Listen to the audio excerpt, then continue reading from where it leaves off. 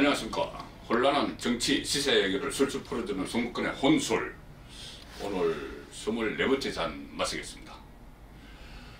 24번째 잔은 조금 제가 좀 무거운 주제를 하나 던지려고 합니다. 뭐냐면은 주제는 보수 우파의 씨가 말라간답니다. 무슨 말씀이냐면 제가 오늘 낮에 그 언론인 한 분을 만났습니다. 물론 뭐 좀 그분 성향이 보수 언론계에 있었고 보수 언론사에 있었고 좀 상당히 우파 성향이 강하시지만은 그 원로의 말씀 중에 제가 귀담아 들어야 될 부분이 정말 있었습니다. 뭐냐면은 지금 문재인 정부 들어서 2년이 다 돼가는데 국가의 깃털이, 그러니까 기반이 무너져 간다는 이야기죠. 뭐냐면은 그냥 단순히 국가 정책이 왼쪽으로 간다는 말이 아니고 대북관계 이런 문제에서 어떤 일방적 양보를 한다, 뭐 이런 문제는 상당히 지적이 많이 됐죠. 그런데 이 언론의 말은 그 선에서 그치지 않고 너무 인적 구성, 우리 사회를 지탱하는 인적 구성이 너무 편향되는 거 아니냐 이런 이야기였어요.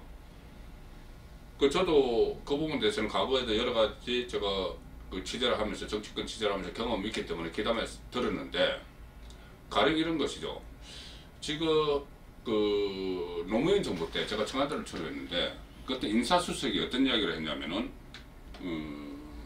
그때 낙하산 인사 이야기가 많이 있었습니다. 코드 인사, 낙하산 인사. 그러니까는 그 인사수석이 그때 했던 말이 낙하산 인사가 왜 나쁘냐.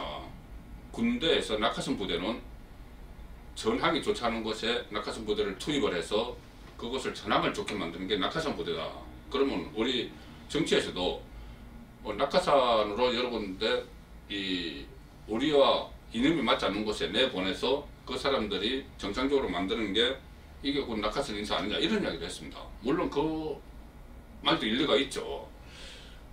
같은 이념을 가지고 같은 어떤 그 좌표를 가지고 같이 나가는 사람들끼리 하는 게 맞죠. 그런데 그런 일이 계속 반복이 되고 그렇게 되면은 어떤 문제가 생기냐면은 이 다른 목소리가 들어갈 틈새가 봉쇄되어 버리죠. 그러면 아집이 생깁니다. 아집이 생겨서 국가 정책을 한쪽 방향으로만 끌고 가버리죠. 가령 예를 들어서 오늘 그 언론계 원로가 한 말 중에 하나가 공무원 채용 시험을 이야기를 합니다. 공무원 채용, 지금 상당히 많은 공무원을 새로 뽑는데 그런 그 공무원들이 공무원 교육 때부터 어느 편에 있겠느냐 이거죠. 그러니까는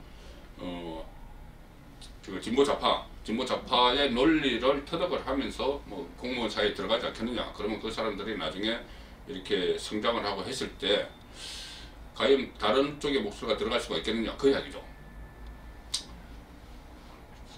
박용준 전 지경부 차관 기억을 하십니까? 이명박 정부 때 핵심이었죠.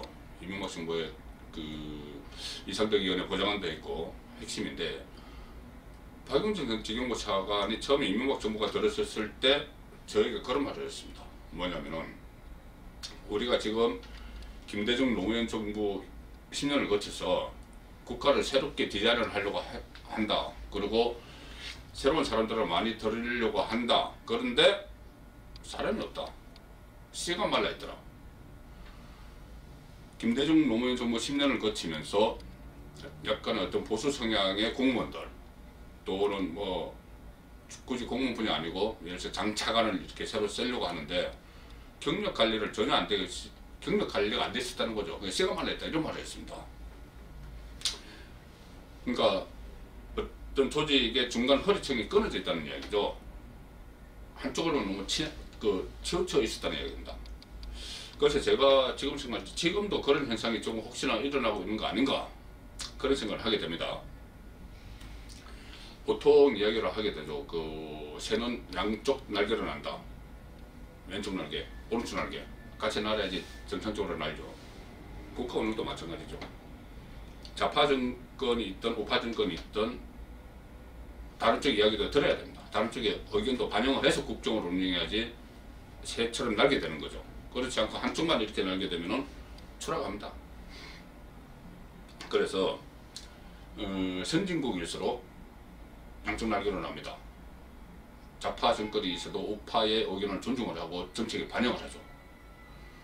그렇지 않은 상태에서 가령 이해찬 민주당 대표가 이야기하는 것처럼 20년 집권론, 뭐 50년 집권론, 뭐 100년 집권론까지 나옵니다. 지금 진보 세력의 100년 집권론 이렇게 나오는데, 그렇게 되면은 그 근거가 뭘까요? 그 근거는 그렇게 하기 위해서는, 100년 집권하기 위해서는 우파의 싹을 잘라야 됩니다. 초창기부터 공직사회도 그렇고 정치권도 그렇고 우파의 싹을 잘라야지 100년 집권이 가능하겠죠.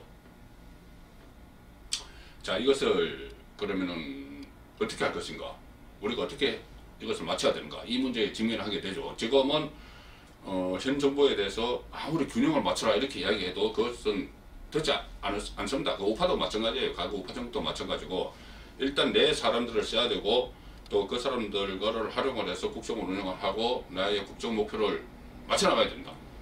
그러니까 정부에 아무리 이야기해서 뭐 인사의 균형을 맞춰라 해도 소용이 없어요. 그건 우파도 좀 마찬가지였고, 결국은 뭐냐면은 국민의 힘입니다. 유권자의 권리죠. 투표권. 자, 내년 4월 총선,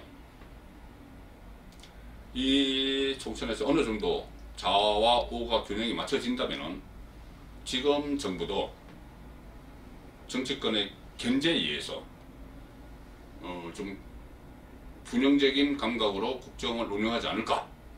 그래서 제가 뭐 내년 총선에서 우파를 찍어라 이 말은 아니고요. 내년 총선을 통해서라도 좌우에 좀 균형이 맞춰졌으면 좋겠다, 이런 말씀을 드리는 겁니다. 송국근의 혼술 24번째 장이었습니다.